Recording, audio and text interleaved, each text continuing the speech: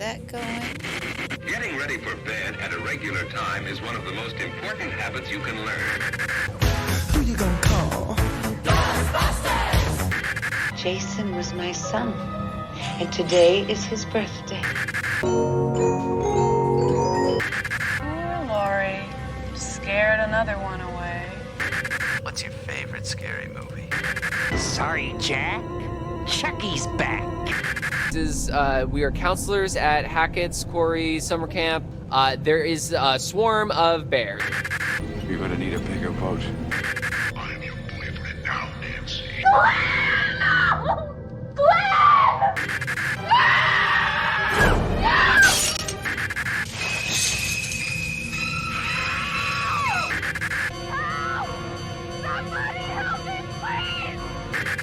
Most people are so ungrateful to be alive, but not you.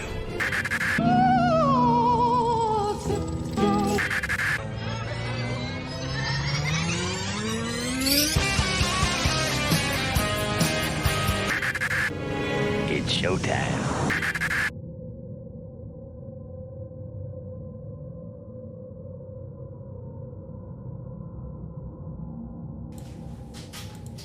Alright guys, hello, and welcome back to another fabulous and wonderful episode of the Scream Stream. Now in today's episode, we are doing the classic Universal monster movies. And before we get started, let me go ahead and apologize for the noisy background I got. My roommate decided of all the days, today's the day he needed to do laundry. But, sorry we're also a little late, but, Biswell took a minute to watch the last movie, and I have to ask, man, what was the last movie you watched? I just finished Invisible Man. I love the Invisible Man. Right off the bat, my two favorite Universals of all time, the monsters, are the Invisible Man and Dracula. But I recommended to you that we do the James Whale movies. Right. Which I have to say, I'm very surprised, because I actually went back, since they were so short and everything, I went back and rewatched basically all of them, except for the Wolfman and I think Creature of the Black Lagoon, because those technically didn't come out until I think like the 40s, basically. But I watched like Dracula, Mommy, Invisible Man, Frankenstein, Bride, did all that. And I was able to compare them all, and I have to say, James Whale, his idea of directing is very interesting, especially for a horror movie, like monster basically, because I noticed he had more of a lighthearted feel to his movies, if that makes sense, like more kind of goofy. Well, did you watch the movie that I recommended to you about James Whale? No, I didn't get a chance to watch that. I wanted to. I didn't get a chance to, though. But well, yeah. You missed a movie with more dicks than I've ever seen in any movie ever made. Makes sense. There's gay orgy pornos that have less dicks than Gods and Monsters. Yeah, no, I looked for that one. I can't seem to figure out which platform is on, but I am curious. If you want a little insight into the man who made these movies and to get a little glimpse of his humor, Ian McKellen plays him in this movie. I think he won a few Oscars even. Gods and Monsters, and it starts out, if I recall, there's about 10 minutes of them making Bride of Frankenstein in the beginning, and then the whole rest of the movie is just James Whale being a very eccentric, open gay man trying to fuck his pool boy, who is Brendan Fraser, and there's just dicks a-flying in that movie. Yeah, no, I definitely gotta find that one. Not for, any sexual reason at all. No, for educational purposes, just to get to know James Whale a little bit more. Let me paint this picture for you. I had my buddy Justin over. Hey, Justin. He listens once in a while. How you doing, friend? He just went to Hollywood with me. Oh. We used to be roommates, and I was like all about the Universal monsters, and I was watching them all one week, and I was like, oh, I found there was a movie about James Whale. I was like, you want to watch it with me? He's like, sure. And we start watching this movie, and like 15 minutes in, it's just the most homoerotic thing ever. There's dicks, and he's just like, you wanted me to watch this with you? And I was like, no, I didn't know. I didn't promise, realize I it had was no that idea. kind of movie. My bad, man. I didn't realize. I didn't even know James Whale was gay when I started watching it. I mean, to be honest, I wouldn't have suspected that either, coming from a lot of his works. Granted, a lot of it's kooky, but not like that kind of kooky, to be honest. So I think Dracula was the first one. That was a huge hit. I was at 31 as well. Yeah. It was basically Dracula came out, I think, earlier in 31, and then because of the success of it, they were doing Frankenstein. I think they approached James Whale after Journey's End. I think it was a play or movie he worked on, and it was doing really, really well. So Universal came to him and was just like, hey, man, we're doing this monster thing. Here's your pick of the monsters. And he chose Frankenstein because it was a war movie. Which Frankenstein, based on the novel by who? Mary Shelley. Did you notice whose credit is in the movie, the novel based on? I don't think it was Mary Shelley. I could be wrong. Well, sign of the 30s, it was Mrs. Percy B. Shelley, so they basically credit her as her husband's wife. Oh. They're like, Mrs. your husband, basically. Well, here's also something else I noticed during the credits. Did you realize in the credits of Frankenstein... question mark? The question mark. Could you maybe elaborate on that? Because I couldn't find any information about that. Like, I was just like, wow, like, we all know Boris Karloff at that point, right? So if you notice, a lot of old movies had the credits up front of the movie instead of after, like we're used to now. In the credits of this, yes, in the beginning opening credits, it says the monster ? But what James Whale did in both Frankenstein and The Bride of Frankenstein is he also did end credits where he credits the cast again, and he puts on the top like a good cast is worth revisiting. Right. So then in the final credits, it finally says the monster Boris Karloff.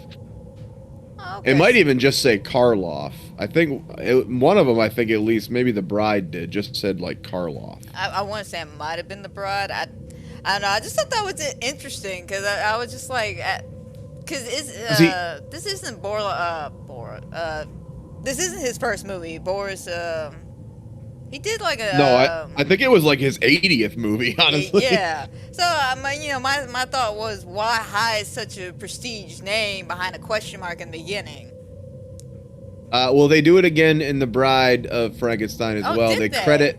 Yeah, they say it says the monster's partner, I think, ? But the same actress in the beginning of that who plays Mary Shelley, which she does get her due in that one because Mary Shelley is basically like a character that. Yeah, it's like a meta. They open the movie, yeah. Ooh. So they credit the actress there, Elsa Lanchester. Yeah. But then the monster is at a ? Until the end, and they say the bride or whatever in her name. So it's just some weird thing. He must be. He doesn't want to give the monster away. Maybe at the time there was supposed to be a question of who in the film becomes the monster. I don't know. I just thought it was interesting. But let's start off with Frankenstein.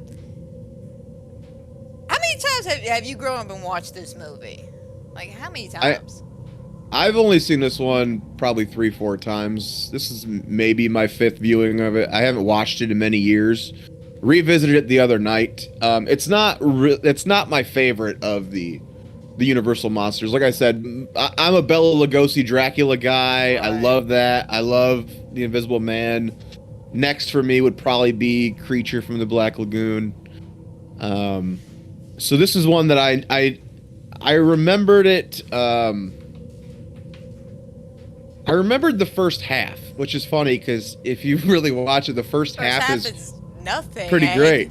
I love the first half. I hate the second half though. I was like, Well, here's something I noticed because I did this thing where, because these movies are really short. They're only about an hour and 10 minutes, just about. Mm-hmm. So about the 20-minute mark on each of these movies, I would pause it and be like, okay, what has happened so far?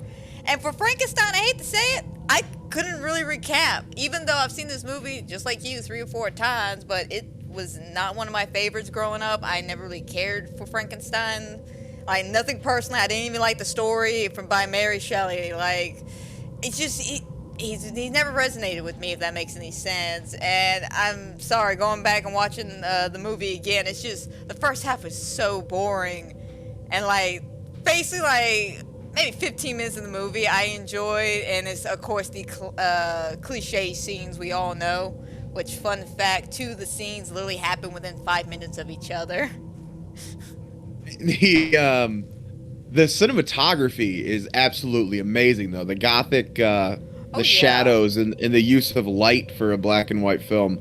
Those are the things that make these movies iconic. The laboratory, the performance there by the actor playing Henry Frankenstein, which for some reason I always thought it was Victor Frankenstein. I think in every other version it's Victor Frankenstein. Yeah, for some reason they call him Henry on this one. And there's another character in the first film that's named Victor. Was it the wife's friend or something was Victor? No, I think it was the father.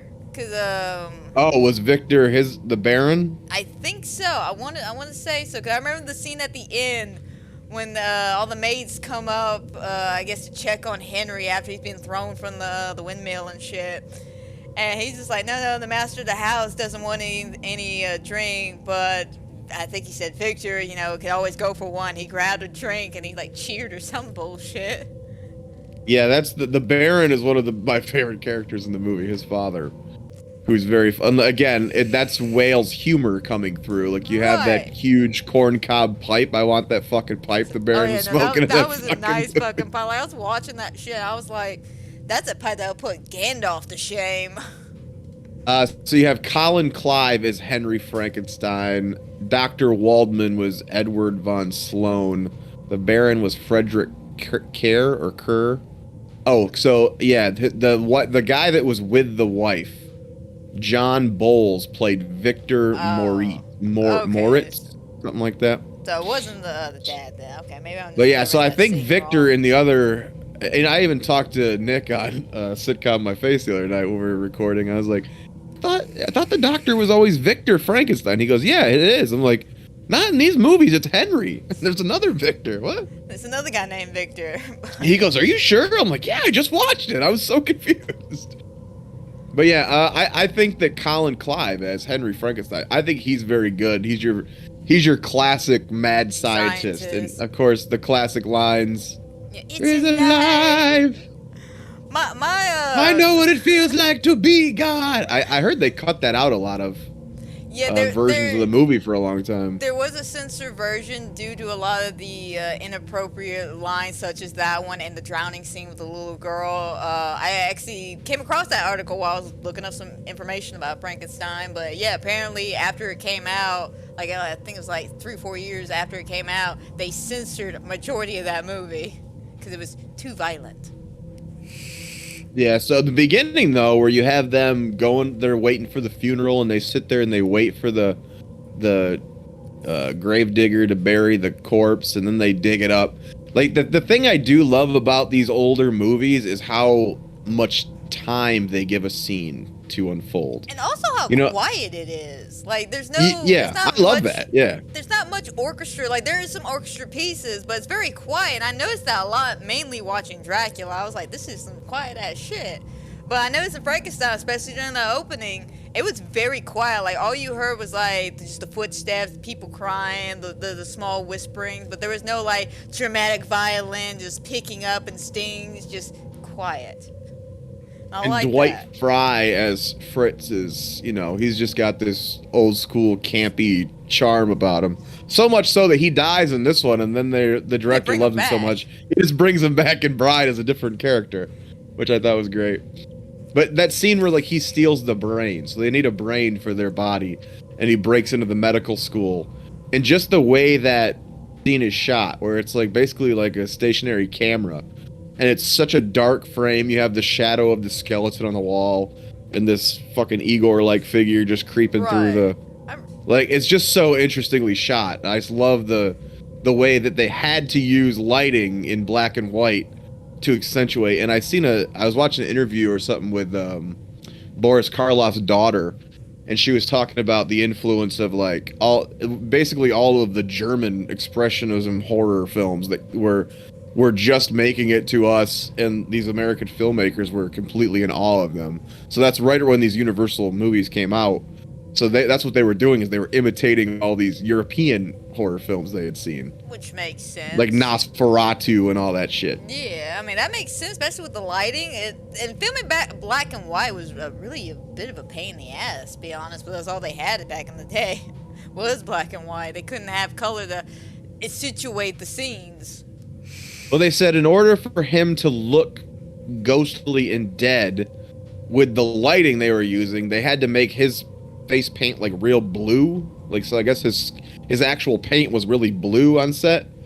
But in order for that to work, so the other actors wouldn't look like him, they had to put a lot of red into the other actors' face paint to look, so they with the black and white lighting, they would look more fleshy. Right. Now, one of my biggest gripes with the movie is that in all the rest of the movies, it doesn't take any time for the monster to make its appearance. Like, Invisible Man, like, in the first 20 minutes, he's already taken off his bandages, and, like, Dracula, we've already met the dude, like, in the first 10 minutes of the movie. But for some reason, Frankenstein's the only one. It takes him literally 30 minutes to make his grand first appearance. And I don't mean just covered up in bandages. I mean, like, we get to see the full makeup effect and all. It takes 30 minutes. It's a movie about his creation, though, so I don't fault it for that. You get that in the sequel. I mean, he's already roaming rampant in the fucking sequel. Right, which I like that when it came to the sequel. But yeah, I don't know why. It just kind of gripes me. It's just like, wait a minute. I get it's called Frankenstein. We're focusing on Frankenstein, not his monster. But it is a monster movie. Shouldn't we spend a little bit more time with this motherfucker? This is based on work of fiction, though, a book. This is based on a novel. So I think that they're trying to go a little bit with that. Even with Wolfman, though, it takes a while for him to become the Wolfman. Yeah, true. This is the story of the creation of the monster, so I have no problem with that. What I do have a problem with is once he escapes and it just feels like a collection of scenes and it doesn't really flow at all. Like, why does he go to the doctor's house? Like, he doesn't have any way of knowing that's the doctor's house. Why does he go crawl in the wife's window? Yeah, like I have to agree. How does they know the little girl is killed by him? Like, she could have just I don't know. There's a lot of jumping to conclusions and shit. And this is what I was explaining to Eric about my gripe with the last half of it is that we get to that 30-minute mark, we meet the monster, and it's literally like a sequence of events. It ain't even a movie. It's just like, all right. So we originally had it where the dad was mad about Henry spending all his time up in the tower. That he was convinced he had another woman, and then suddenly within this half, he changed his mind, said, "Oh, the wedding's still on."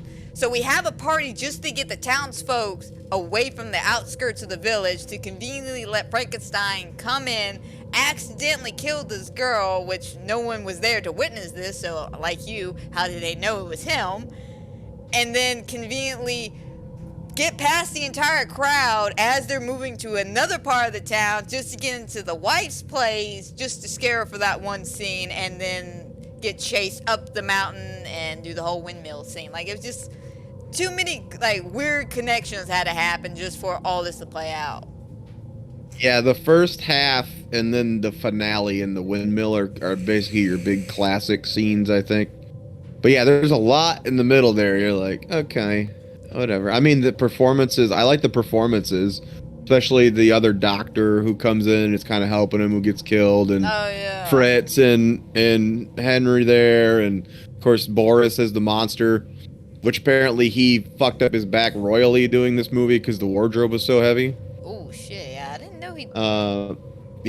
His daughter said that he basically suffered for the rest of his life from this role because he had fucked his back up so bad. Especially at the end when he's carrying Henry up the stairs and stuff, dead weight. I guess he just did all that and then throws him around, and I can see why he hurt himself on that one. But yeah, for the second one, they said they went to great lengths to make the wardrobe much lighter and the workload less. Well, speaking of the second movie, why don't we go into Bride of Frankenstein, unless you get any more comments towards Frankenstein itself. Like I said, I didn't really have a lot of comments towards Frankenstein because, again, it just wasn't one of my favorites. I find it a bit boring. Don't get me wrong, the acting is phenomenal and tremendous, and like you said, the first half is pretty good. I was a little bit bored during that half, but I liked the tongue-in-cheekness of the dialogue that was going on. And of course, the ending is pretty good. But like I said, two of the main iconic scenes you see, of course, the little girl drowning and then him showing up at Elizabeth's place. I was surprised to realize that literally took place within 3 minutes of each other. Both those scenes. The little girl is a good actress. Oh yeah, no, she definitely did good. Yeah, I was very convinced she was drowning. My thing is, why didn't a parent teach their child to swim when they live next to a fucking river? Or not talk to fucking 8-foot Strangers. monsters. Here's a flower. We can be friends, Frankenstein. Sir, this will look very bad in about 80 years.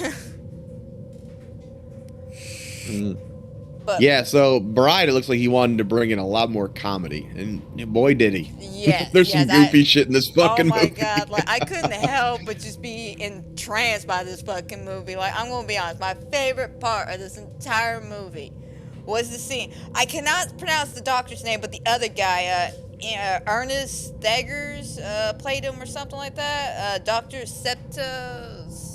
The very eccentric doctor. Yeah, yes. that guy. I can never pronounce his name. But it's when you're at his place and he's showing the little people he made alive, the king and the queen and all that, and I just fucking find that scene hilarious. Just the king trying to pop out of that glass jar and run after his queen. Yeah, what the fuck? And apparently Whale was very insistent on those kind of things in this movie. You just go, okay, interesting. I mean, I wasn't complaining, but the opening, I have to say, the opening was interesting compared to the original opening of Frankenstein, where we had the warning of, hey, this is a very scary movie. This one was more like a meta opening with, Is why The Simpsons always opened with the opening on the horror episodes. Right. The Halloween episodes. They used to have Marge come out. Which I like that nod. But I just thought that was an interesting opening. Dr. Pretorius, that's who you're talking about. Pretorius, thank you. But yeah, you have the actress playing Mary Wollstonecraft Shelley, and then Douglas Walson playing Percy, her husband. Oh, Percy. He was the fancy looking guy, wasn't he? There was another one. I don't know which of these people. There was a third guy there. I was but about to say, I don't know which there one was a that guy there that looked really, really fancy. That was the one that I know James Whale spent a lot of time eyeballing. Yeah, they basically, I think it was almost their way of saying, sorry, Mary, we'll put you in this one. We know we didn't properly credit you last time. We gave all the credit to your husband. My bad. But basically they're saying, can you believe this gorgeous creature made up these horrible stories about death and corpses and reanimation? And she's like, oh, stop it, guys, stop. And then lightning and thundering starts happening. She's like, oh, close the window. I'm so scared. And they're just like, really? Really, bitch? And this time you have Dwight Fry as Carl, which, shockingly, he plays it's a similar character, but quite different at the same time. The same purpose for the character, but a very different version of that. Speaking of same actors, so I have to say, praise to this, I cannot say her first name, but O'Connor, who plays Minnie. Yeah, Una. Either Una or Una. Una O'Connor, if I say your name wrong, I'm so sorry, but who plays Minnie. Yeah, she's dead. She don't give a shit. She's probably been dead for 70 years. And now her ghost is going to show up and haunt me. Thanks, Bidwell. Thanks, man. Now I'm going to be haunted by Minnie. But, well, I will say, I fucking hated her in this movie. She was annoying as fuck in Bride of Frankenstein. But in The Invisible Man, I thought she was amazing. That's what I was going to point out, that she was also an Invisible Man as Ginny Hall. Mm-hmm. Which she's much better utilized in that film. And much less of her. In fucking Bride, she literally just... It's like, shut the fuck up, bitch. Jesus. I'm sorry, the whole fucking movie. I'm sorry, she cracked me up several times. My favorite one was she comes running in after the monster makes like comes out of the pits of the windmill. She just runs into town screaming. She goes to the officer. She's like, the monster, it's real. And the officer's like, no, it's not. He's dead. Well, I wash my hands of this then. And then like walks the fuck off. I'm like, that's how you deal with that situation. She does that real cartoony fucking scream where she like. Like you think like Tom and Jerry eye bugging out. Like this bitch was just all over the place. So fucking annoying. I thought that was funny as hell though. Like I'm gonna be honest, I thought it was funny as hell. But somebody who didn't come back though was May, who played Elizabeth in the first movie. She was replaced by Valerie. Which one do you like better? Which one would you rather scissor?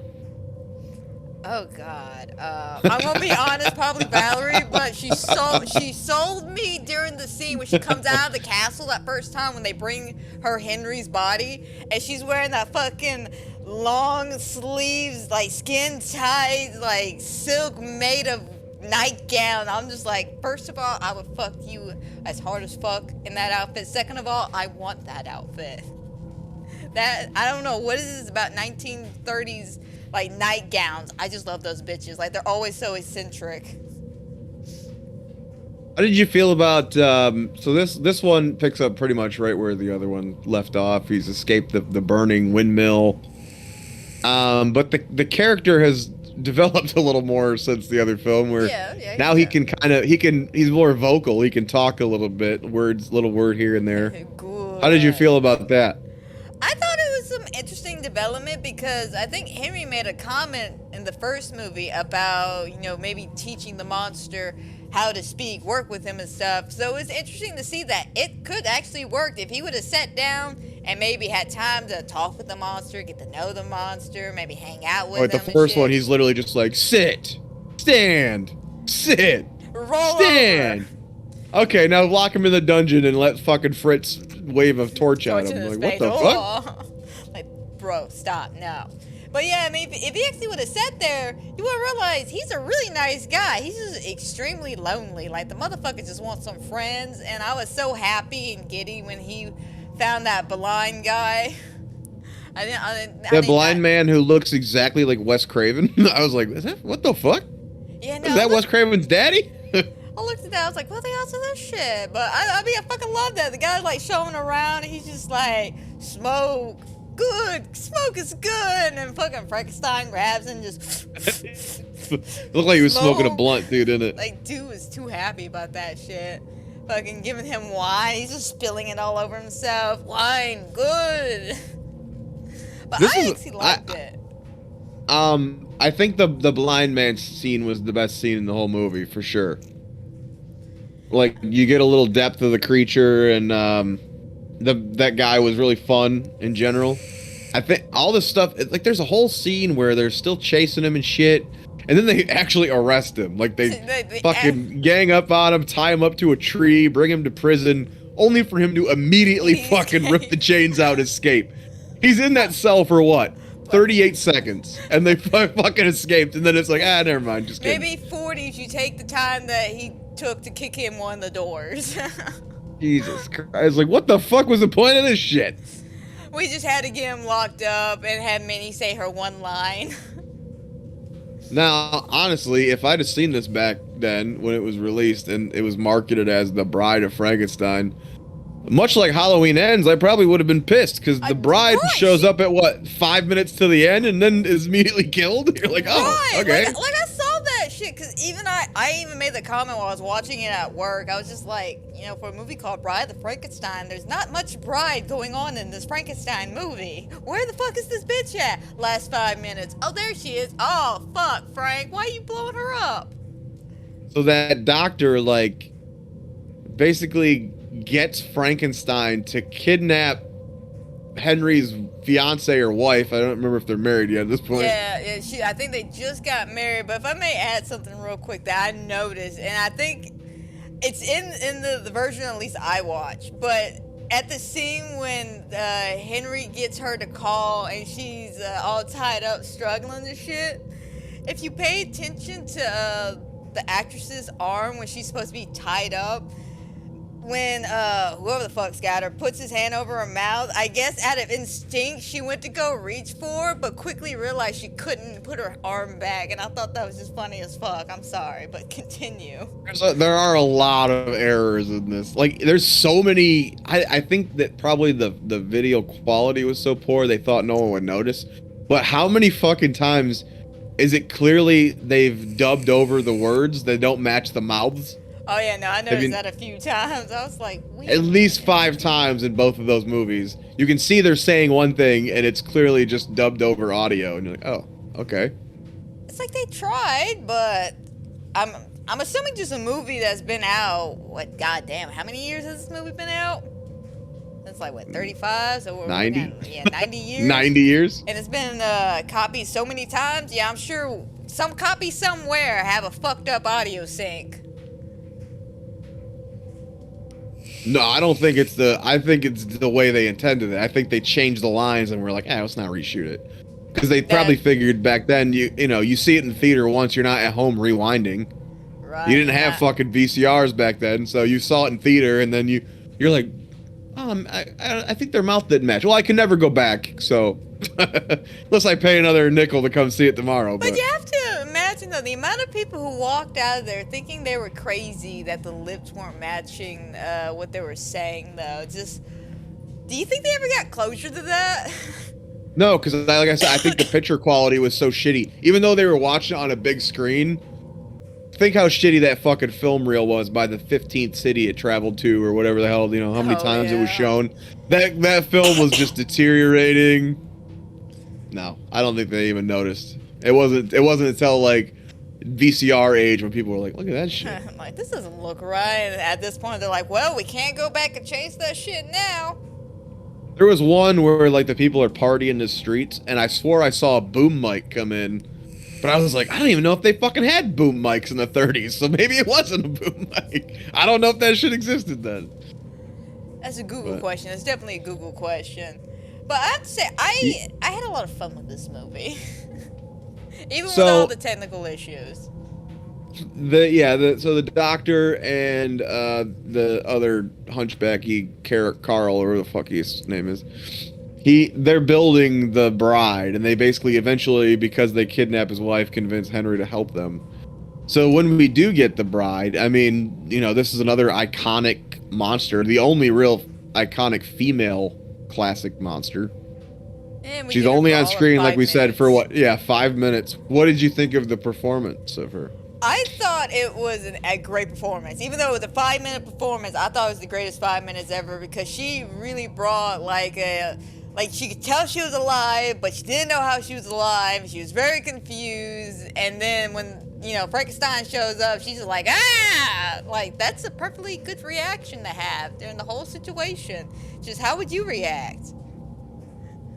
That same interview or doc that I saw, they said that she had did summers or something at some beach with her husband or somebody, and she was doing an impression of the angry geese that would come up on the shore and hiss at them.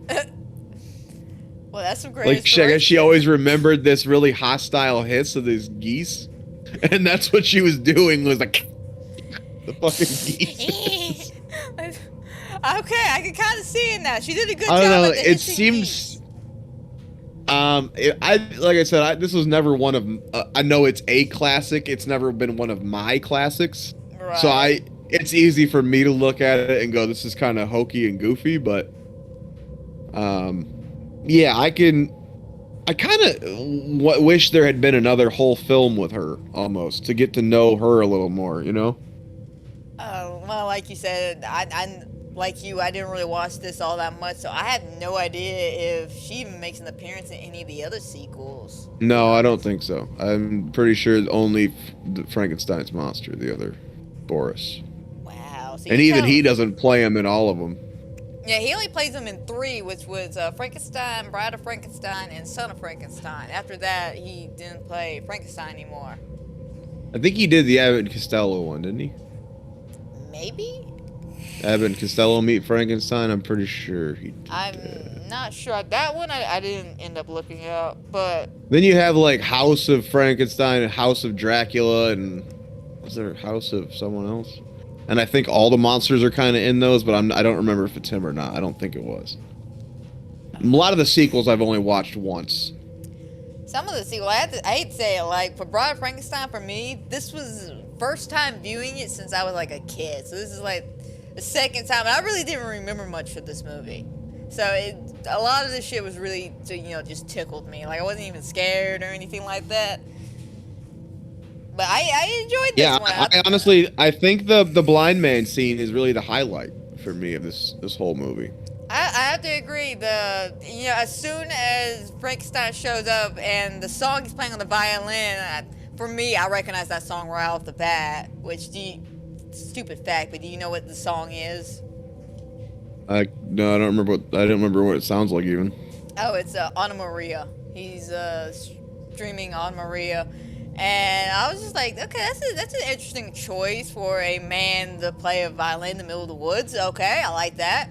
And then, Frankenstein comes in, the guy's just like, who's there? I'm like, bro, open your eyes.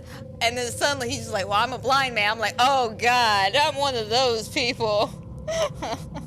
He's a frightening blind man who has no visual eye deformities. He's not milky or anything, so obviously the actor probably wasn't blind. Right. But you're like, you couldn't do anything? Get him some glasses or some shit? Make him close his eyes or something. Like, I didn't even realize that, but halfway through that conversation, he was blind. But, again, give him props. Pretty sure I caught him looking him in the eye a time or two. Don't fucking fuck with me now. No. Well, yeah, I mean, I agree with you. Like, just the old man, again, I wish I wrote down the name of the actor who played him. But I like this character. He's very fun. And the fact that he was just like, oh, I prayed to God to give me friends. Is like, out of all the things you could have prayed God for, helping you move closer to town so you could have friends, maybe, bringing your eyesight back. No. You asked God to bring you a friend. You didn't specify what kind of friend, and you didn't specify how long you were going to have this friend, but here's your friend. Looks like he's credited as Hermit. I'm assuming this is him. O.P. Heggie. Okay. O.P. Heggie or Hedgie. One of the two. Hedgie. But he did a good job. He's also in The Count of Monte Cristo, 1934. Smiling Through, 1932. The Letter, 1929. Died in 1936, so not long after this. Yeah, about 5 years. No, 1 year. I'm looking at the wrong date. Yeah. Damn, man. That was a good fucking role. That was a good fucking role. I have to say, like, I thoroughly enjoyed his the Hermit. Like, out of all the characters, even though many at some points had me cracking up with her outrageous cartooniness, I'd say Doctor, yeah, Pretorius was pretty funny. Yeah. Like, I like the Doctor too. Like, he came up as that weird villain. Like, if I also may add something here, I find it very strange that around this time of filming, the amount of writers who were convinced that women were in love with mad scientists. And for some reason, they didn't give him a love interest, and I find that weird. It's just like, oh, come on, we gave Henry one, we gave everybody else one, why can't he have one? And I guess his only love was the bride. Ernest Thesiger is the doctor there. Yeah. Because although he made nearly 60 films in his 50-year acting career, it is for the two he made with director James Whale that will be his best remembered. I don't know what the other one was. It doesn't say it. But he's also in A Christmas Carol, 1951, and The Robe, 1953, which I think The Robe, if I remember right, was the first widescreen movie ever, I think. Interesting. Because you notice, all these films we watched are in full screen. That's the original aspect ratio back then. Yeah, back in the day. That's how they did it. That's all they could afford. But yeah, no, that's all they had. That's all that existed, I think. Shh, let them live with this story. But yeah, I thought with this one, the acting was, I guess, a lot better to a degree because it caught my attention more. I don't know if it was just because of the over wackiness of it, but I thought it was pretty good. These are movies I respect, and I love the way they're filmed, and they're iconic, and the monster himself is iconic. I love all that. Story-wise, I don't think they're strong. No, definitely not strong. And personally, they don't shoot anywhere near my favorites for sure. Alright, so what about The Invisible Man, though? That one was, I think, because with Universal, they had 5 big movies that came out around the same time, which was Dracula, Frankenstein, then was The Mummy, Invisible Man, then The Bride. So The Mummy I never really cared for either because it's just a fucking hokey love story with barely any actual horror in it. yeah, that one was a little bit of a snooze fest. That was one of the last ones I watched, and it took me like forever to watch that one because I was going back so many times because I zoned out. But little fun fact I learned, David Manners, I think's his name, the guy who plays Jonathan in Dracula, he played Dr. Muller in that movie. Which I thought that was interesting. But Invisible Man, 1933. This was this was in between the two, right? It was in between Frankenstein and Bride of Frankenstein. Yes. Based on the H.G. Wells novel. So they were doing a lot of pulling from novels, which I should read that book. I do love this movie a lot.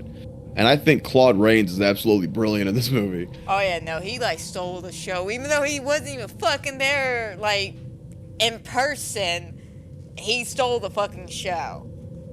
I read something one time, I think that he had a real impediment in his voice when he was growing up.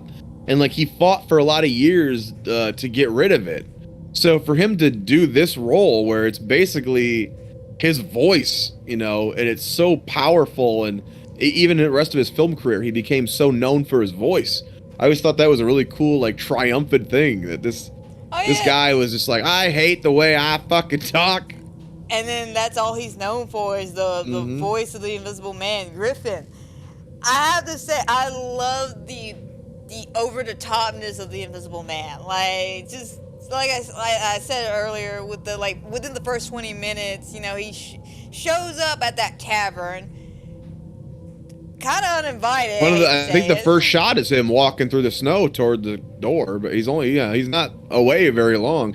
And again, he is the Invisible Man when he shows up. We don't have to go through all the rigmarole of him fucking doing the experiments and all that shit, It's just him being just weird, just a little weird, just like, hey, I'm traveling through, blah, blah, blah, I just need a room, here, I'll pay at the end of the week, goes in the room, I just want to be left alone.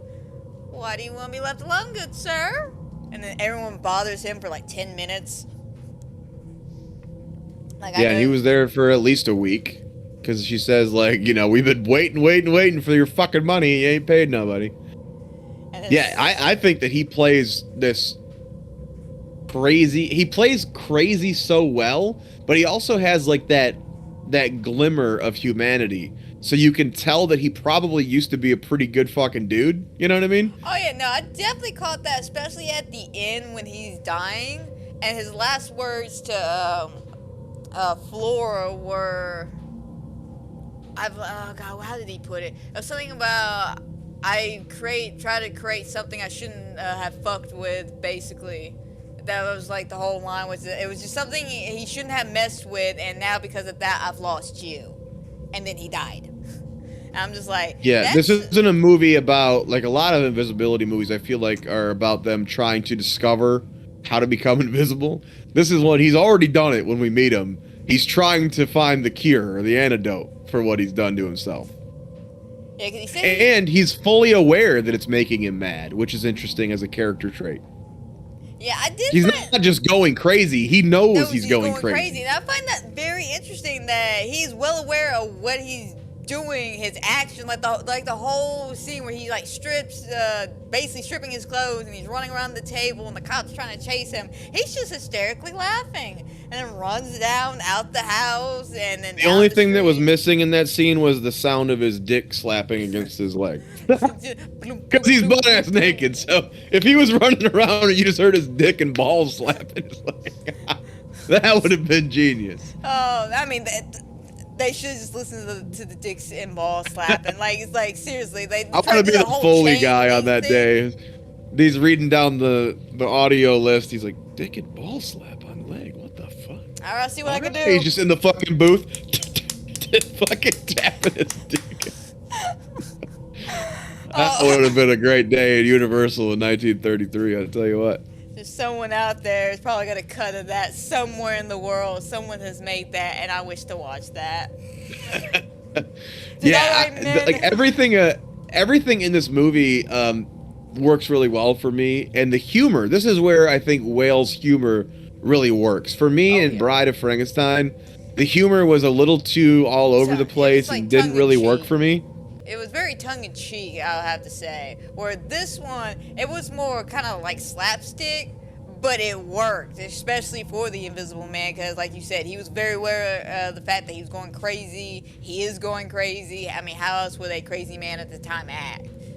And even that woman that you liked in the other film, who she annoyed me the fuck in that movie, but in this one, she's more reined in. She feels a little more real. She's not just. I don't know, that scene where she jumps on the table and just screams hysterically, and then the vase gets thrown at her.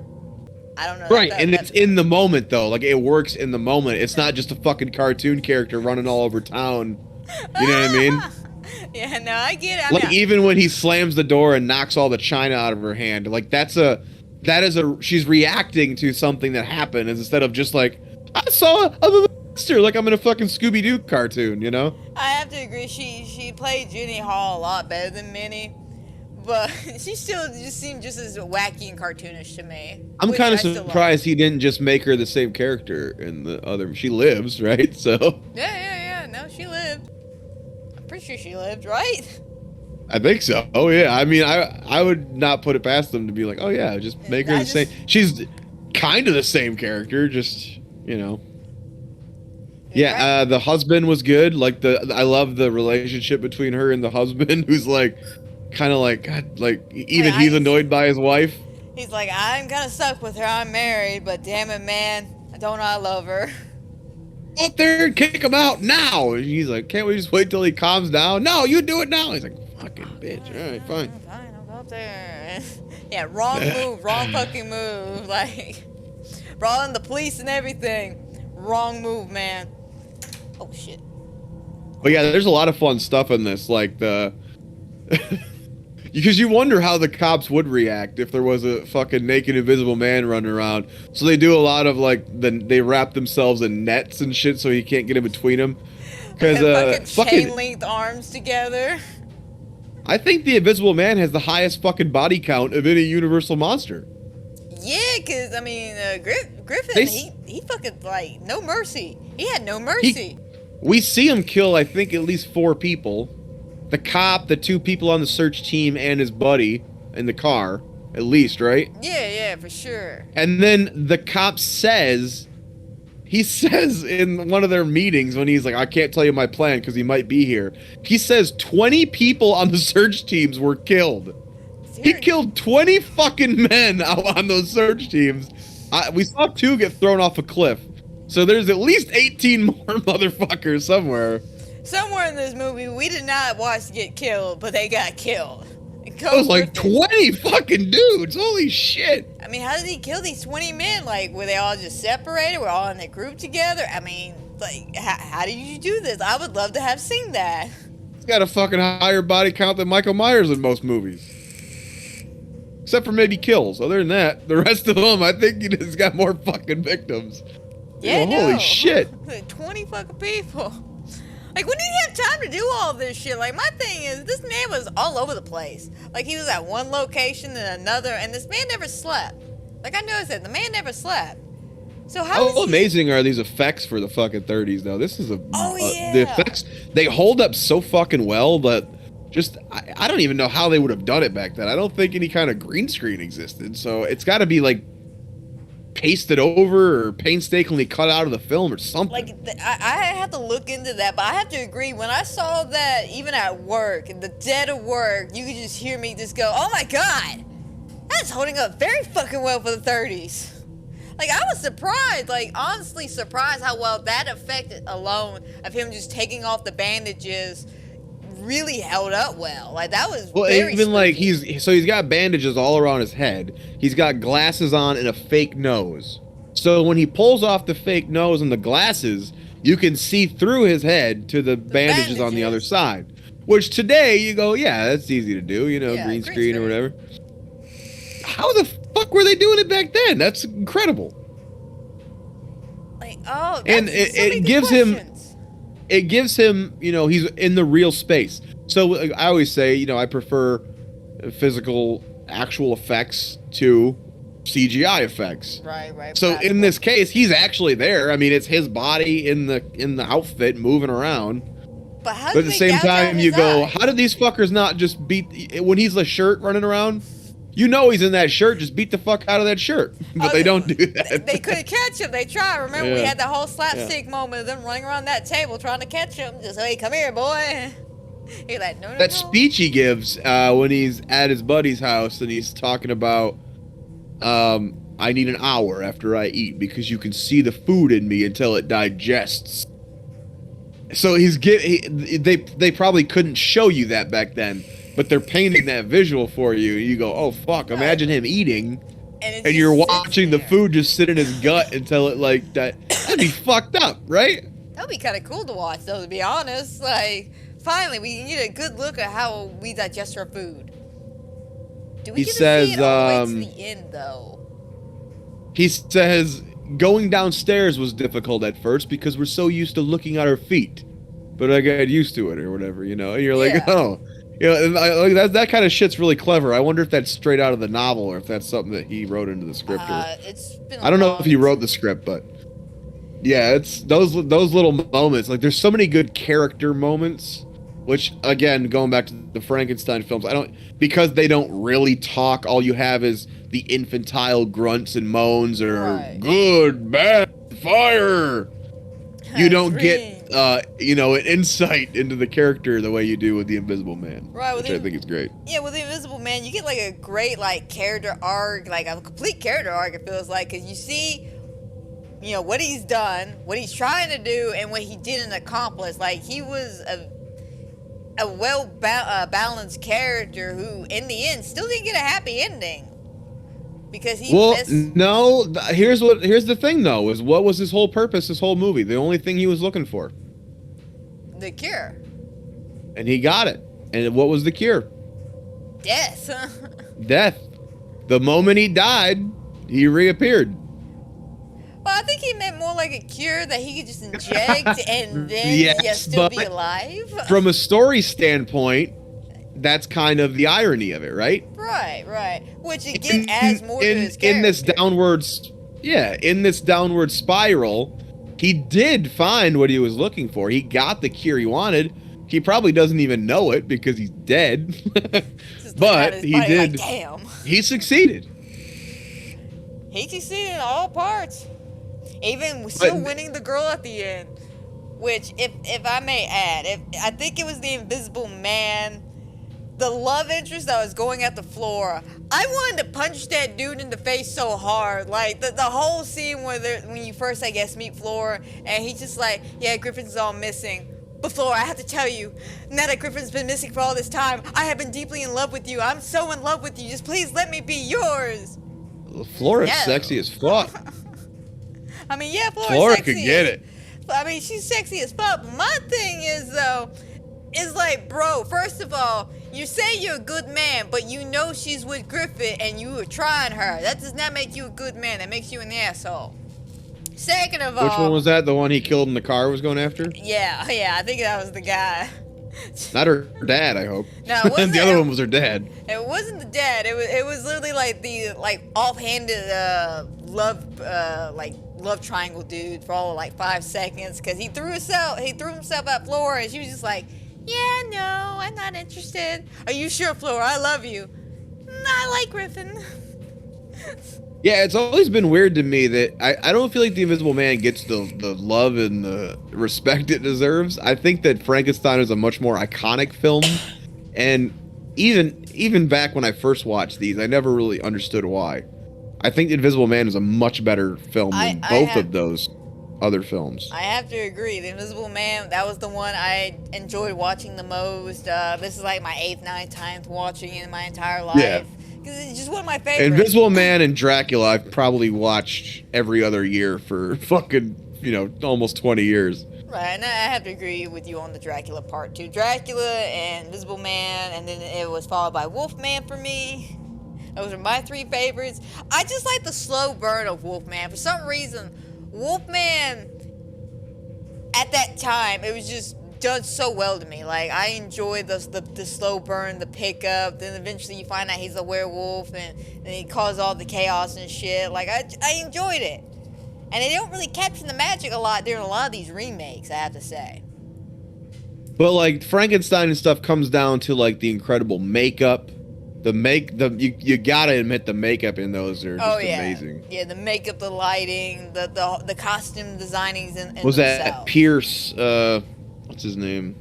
I think it was something Pierce who did the makeup, and he was said to be quite the difficult man who was just basically like, "Don't talk to me until spoken to," and I know that I've created all these iconic images. That was me. Jack Pierce? Is it Jack Pierce? He's one of those. I think it was. He's one of those assholes. Gotcha. But I mean, he was a genius. Yeah, you be a genius. Think about that. 90 years later, yes, Jack Pierce was the makeup artist. Who created the iconic? He created the Bride and Frankenstein's monster. What about the Wolfman? The Wolfman, oh, yes. He did that too? Okay, so he literally has like his whole body dipped into all the classic monster movies. Yes. See, yeah, they call him the father of the Universal Monsters, Jack Pierce. Maker of the Monsters was a 2015 film. I have to agree. Hang on, bit. Well, somebody in my chat made a good point. 720 said the problem with a lot of the newer movies is the background noise. And weren't we discussing how a lot of the older classical monster movies were really silent with very little orchestra? So I have to kind of agree with 720 on this. That I know that commenter. How you doing, buddy? But yeah, no, it's just I agree with that. That it adds a lot more tension. I have to say, when it's just dead silent, like that scene in Dracula, when Dracula, I think, goes to Mina's room one of the times, and he's slowly creeping up to her, it's just dead quiet, and all you hear is just his footsteps. And it is the most intense moment ever, because you're like, is someone going to walk in? Is he going to bite her? What's going on? What's going to happen? And then shit happens. Well, that's what I was saying earlier, is these old films, they let a scene breathe, like they give it so much space. If someone has to walk across the room to grab a cigarette and then walk back and lights it, like, you do that. But nowadays, audiences, they're so fucking spastic. They can't. You need to cut every 2 seconds, and it really drives me nuts. Honestly, like, I love YouTube. I watch YouTube all the time.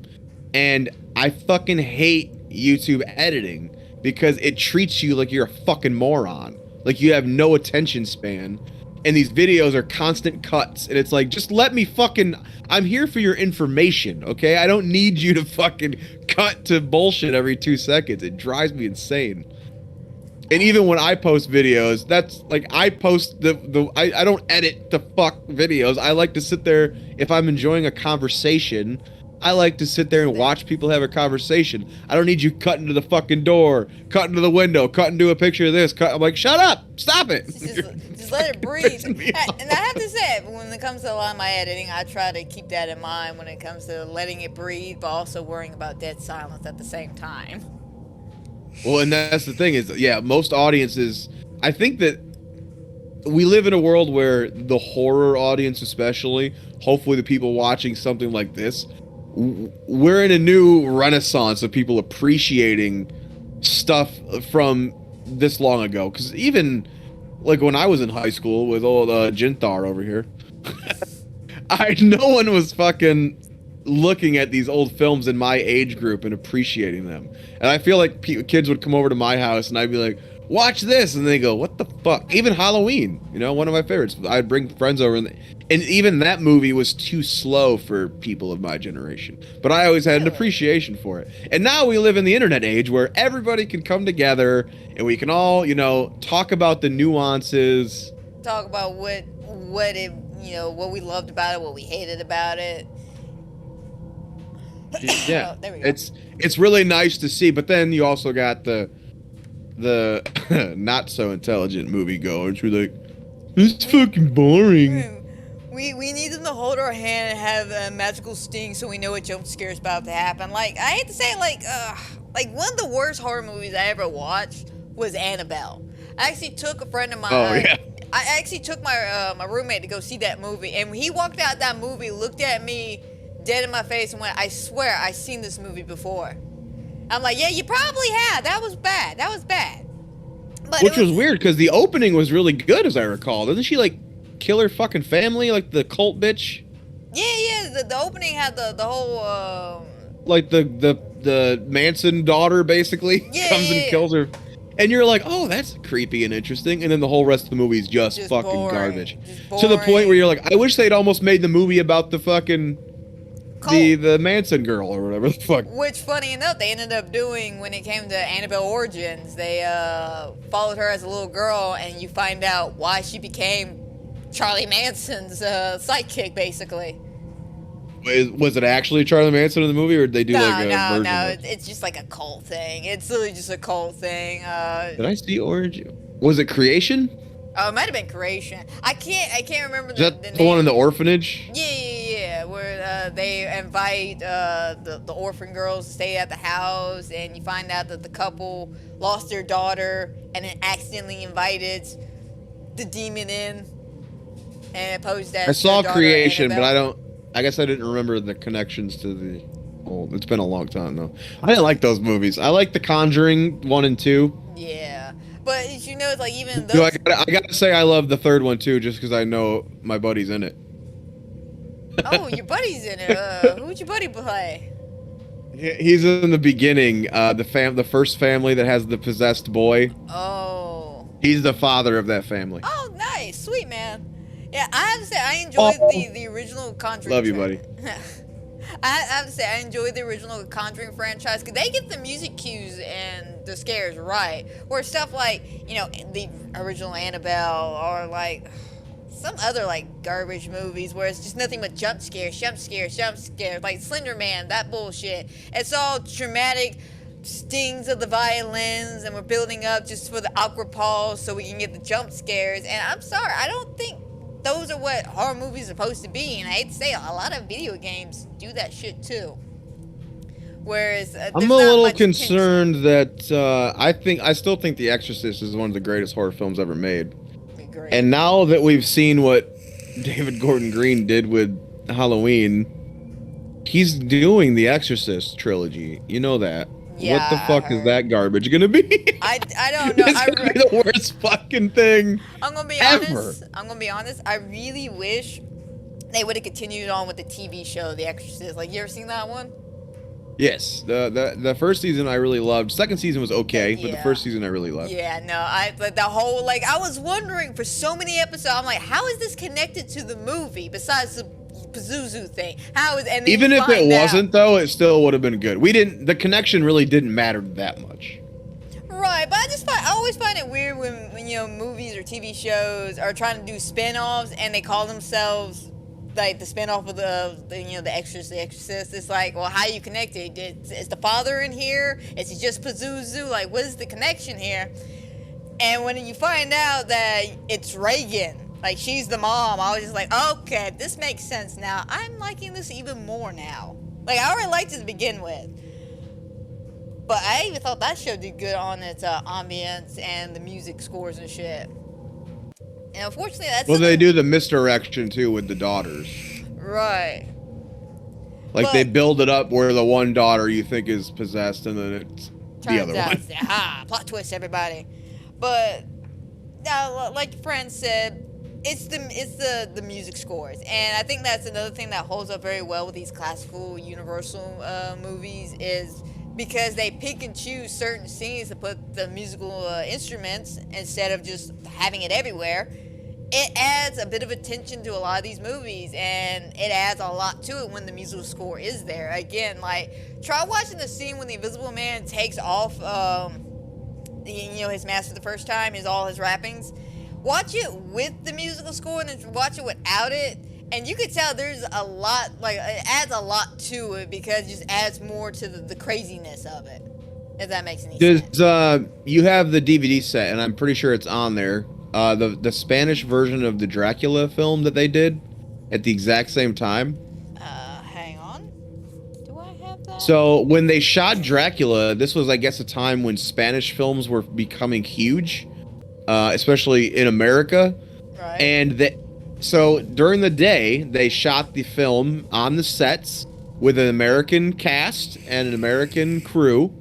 And then they would leave, and then at night, the Spanish cast and the Spanish crew would come in and use the exact same set. And it was, the script was like the same script, only in Spanish. And they did that for the whole movie, and the Spanish version is actually really fucking good, too. But I don't think any of the other Universal Monster films did that, and I'm not sure why. Maybe because Dracula... But if you get a chance, definitely do watch the Spanish version of Dracula. The actor who plays him is also good. And it's also interesting to see the way they use the sets, and the way they frame a lot of the same shots from the same script. I'm definitely going to look into that. I don't think my copy's got the Spanish version, but I'm definitely going to look into that. I think Peacock... You have the same one I had, and I'm pretty sure it was on there. Is it on there? I might have to look through the special features again. Yeah. It ain't popping up on the back of the box thing. But no, I definitely got to check that out, because I've heard about the Spanish version, about how they filmed it at the exact same time, and they used the exact same set and the exact same script. But I've never actually sat down and watched it, to be honest. From what I remember, too, is they use a lot more movement. So, like, the same shot, but the camera would be moving a lot more. Right. Whereas, as I recall, in the American Dracula, it's a lot of stationary, him coming toward the camera in slow-mo, or the out of the fog, or whatever. Right. But they give a little more life to... And you notice that in a lot of foreign horror films. They tend to almost make the camera part of the scene, where it's kind of moving around people.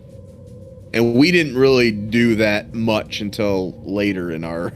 I'd say maybe the 80s is when we really started moving the camera. We could move the camera. We could do this shit. Here's just another little... I want to say fun fact, but I don't know if this has any kind of relations, but Ted Browning did Dracula, right? In the third one? I think Todd Browning. Todd Browning? Does he have any relationship to Rico Browning, who played the creature from the Black Lagoon?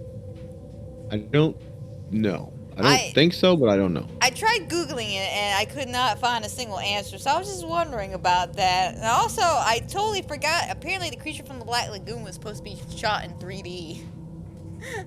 There is a 3D version out there of it. I don't know if that was done later or if that was done at the time, but there is a 3D Blu-ray. When 3D TVs got huge, they finally released the 3D version on a 3D Blu-ray.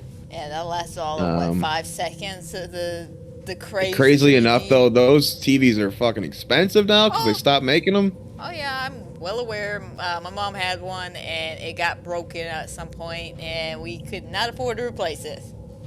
I have a 3D Blu-ray player that I bought at a Goodwill, and I've tested it, and it works. So if I ever do find a TV for a good price, I'm buying that bitch just to try it out. I actually have, there was a minute there where you'd buy the Blu-ray set, and it would come with the 3D Blu-ray, the DVD, the digital, Yeah, right. So I got a bunch of those. So I have the movies, and I have the player. I just need the fucking TV. But yeah, there is a version. So I'm not sure if what the creature was like 40s, right? I think it's... apparently that was one of the dates I didn't write down. I wrote down everybody else's dates.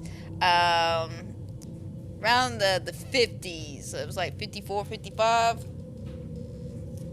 Why did I not write? I wrote everybody else's dates down, but that one. I even Fuck, I wrote down the Mummy's date. I mean, not the Mummy, the Creature Phantom. from the Black Lagoon is a 1954 American black and white 3D monster horror. So it was 3D originally in the 50s.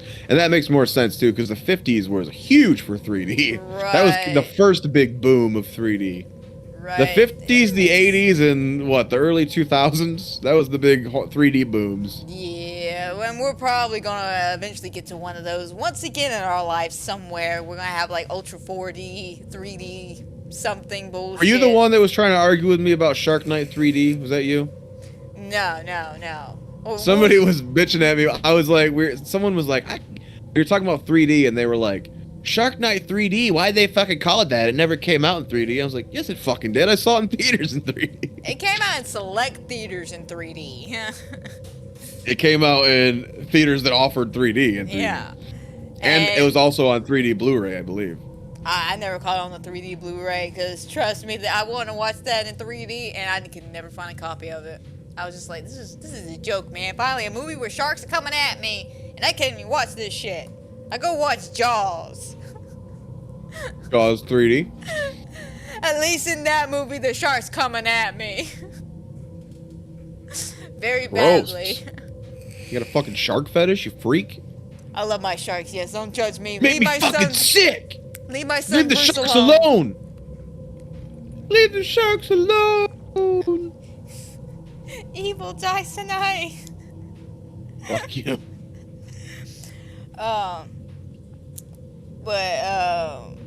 Yeah, I have to say though, to wrap it up, I feel like we talked basically all weekend about the movies, right? Like, God, I wish you'd watched that James Whale movie. I would have loved your commentary on. I wish that movie should have been in 3D. You'd have all the 3D fucking dicks you want flying at your face. I would have. Go watch Gods and Monsters, kid. You want a bunch of fucking shameless dicks in your face. Jesus. I think as Eric put it one time, if you want to watch porno, just go watch porn. Yeah, I will never forget the look on my buddy's face when he just turned his head to me. And in the most innocent, naive, he's like, you wanted me to watch this with you? I was like, I didn't know! Like, I didn't know! I promise I didn't know! Oh, God. He thought I was trying to tell him something. I forget what movie that was, but I think me and Andrew had that like a couple of months back. I sat down and watched the movie with him, and it was some like crazy cult movie. He looked at me, and I was just like, I didn't know, man. Like, I just, on a whim, just found it on Hulu, and was just like, hey, man, let's watch this. No, some crazy-ass cult movie. And he's like, are you trying to indoctrinate me or something? I'm like, no, bro. I'm a Scientologist. I was insisting on watching this movie because, oh, God, who was in it? There was some actor that I knew that was in it. I can't even remember the name of the fucking movie. I just remember Andrew's reaction during the movie. Just... What are you trying to tell me, Amanda? Nothing, Andrew. Just watch the damn movie. Are you into cults? No, Andrew. Just watch the damn movie. And this one was Ian McKellen and Brendan Fraser, so I never thought for one fucking second the whole movie would be Ian McKellen trying to fuck Brendan Fraser. Like, that never crossed my fucking mind. I mean, now that you said it, now I must watch Ian McKellen try to fuck Brendan Fraser. Like, oh, the whole fucking movie is him trying to fuck Brendan Fraser. Hey man, if I could sit, nah, I'm good. He's not even gay. He's just like the lawn boy or something. He's like, nah, I'm good. Like, if I could sit through an entire 2 hours of 365 days, I think I could sit through Gods and Men. I think it's Gods and Monsters. Gods and Monsters. And they lure you in right there in the beginning. You're like, oh, look, they're making the Bride of Frankenstein. And then cut to dicks. You have a dick? Take some dicks. Want some more dicks? Here's some dicks. Oh, look, there's a pool scene. Thank God they're underwater. There's no dicks. Oh, God, they're getting out of the pool. More dicks. I see you're liking some dicks. Would you like some more dicks? Fuck. So many dicks, man. I'm gonna definitely have to watch that movie and let you know. Yeah, unfortunately. Your next episode, I want a full review. Alright, how about when I get back from my vacation, I'll watch that and we can have a full review of Gods and Monsters. Would you Should be join called me? Dicks and Monsters. Would you join me on this podcast so we could talk about it? Cocks and monsters. Yes, that would be the day we could talk about cocks and monsters. I would name the stream that too. Just dicks and monsters, everybody. Dicks and monsters. Sounds like my dating life. Dicks and monsters, bro. The women you choose. It's the women you choose. Oh, you've heard some stories. I've heard some wonderful stories. But, I have to say, though, Boris Karloff, Karloff, and I want to say his biggest competitor was probably Bela Lugosi. Lugosi. Always say his name wrong. Always have. Always will. But Bella, what out of the two, who do you think is a better monster? Well, Bela as Dracula is my Dracula. I've never seen a Dracula that more embodied that character than Bela, which is funny because in the novel he's nothing like that. He's more decrepit and but to me, I think that he really was the version that made me fall in love with that story and that character. Just the nuance of his delivery. What was he, Hungarian, I think, or something? Something like that. I think he was Hungarian. Yeah. But like the pauses in the lines. Whenever I do a film, I hate it, and they always tell me this same direction. As I'll try to give a line some room, and they always faster, and you go fuck, and so then I'm spitting out these lines at rapid fire because they know they want to keep the scene moving. But for him, he was not told faster. They were probably He's sitting there going, I never drink wine. Like there was just everything in that pause that you needed to know about the character is right there. What sweet music they make, that kind of shit. Like, the children of the night, what sweet music they make. Like it was all so slow and subtle. It's so brilliant.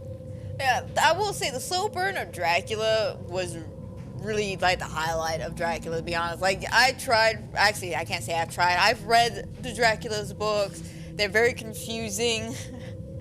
Very confusing, but I hate the way they're written as like a journal. It sucks. It's not my favorite form of literature.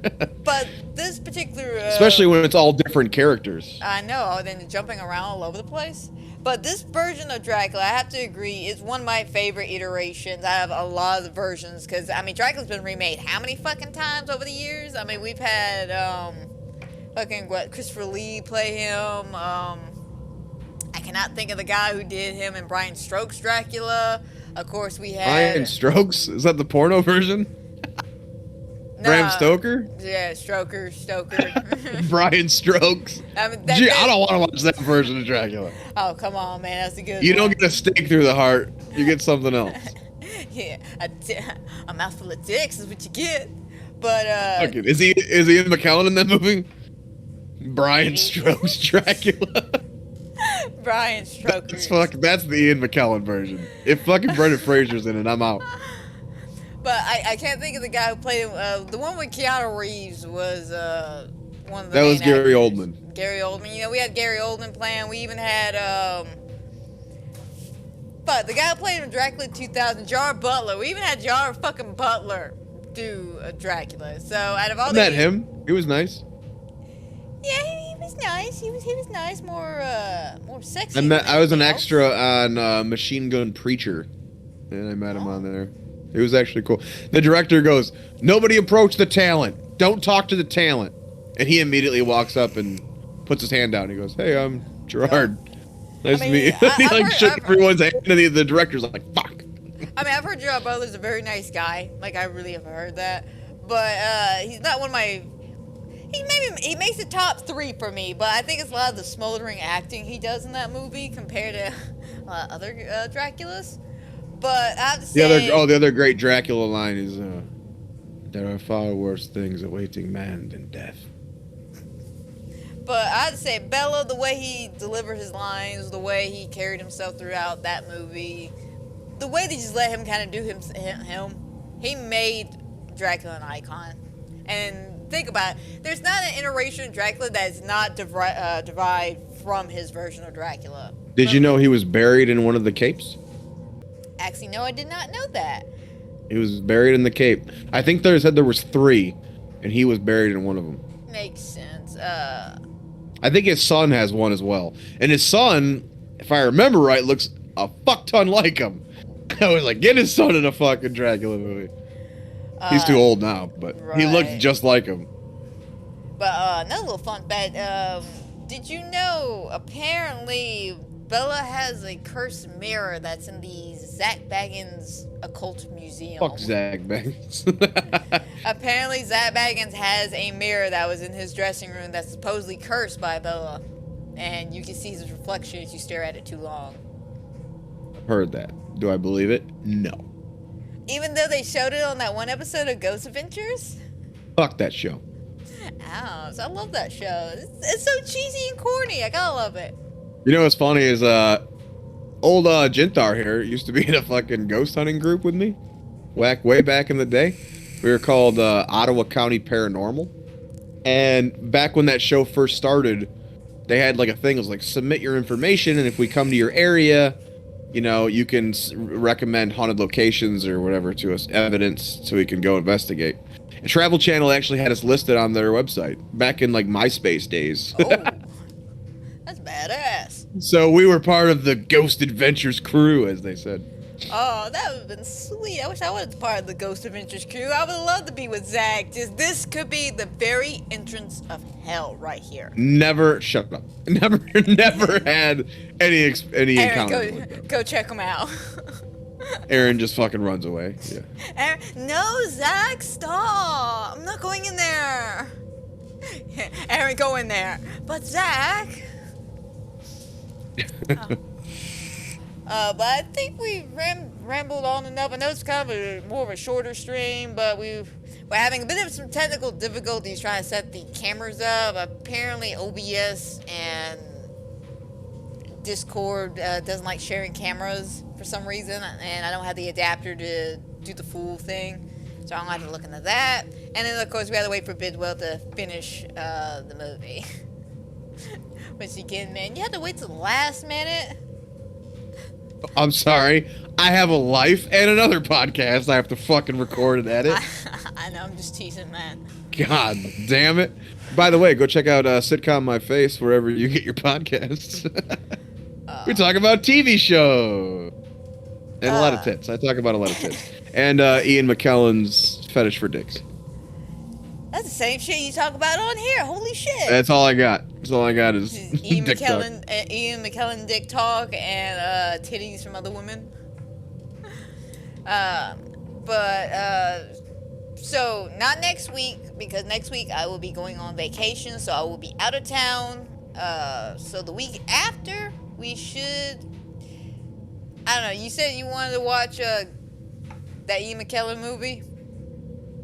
No, we're not doing a whole fucking show on them. I'm not watching it again. You're watching it. I'm never watching that fucking movie again. Well, You're watching that I'm not shit. gonna review that shit alone.